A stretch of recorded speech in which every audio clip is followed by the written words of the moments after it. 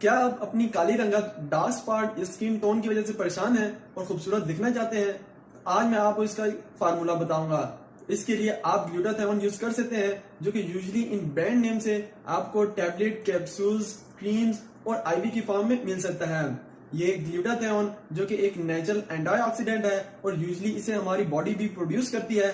एक ट्राइपेप्टाइड है 3 amino acid, cysteine, glycine और ग्लूटामेट का, जो कि आपके स्किन पिगमेंट मेलानिन, जिसकी वजह से आपकी स्किन कलर डिफाइन और स्किन डार्कनेस होती है, उसको इनहिबिट करता है। और असल में ये ग्लूटाथियोन जो मेलानिन रेगुलेटिंग एंजाइम टायरोसाइनेज है उसको इनहिबिट करता है, जिससे कि मेलानिन की प्रोडक्शन नहीं होती और इससे आपको स्किन फेयरनेस, स्किन ग्लोइंग और आप खूबसूरत नजर आते हैं।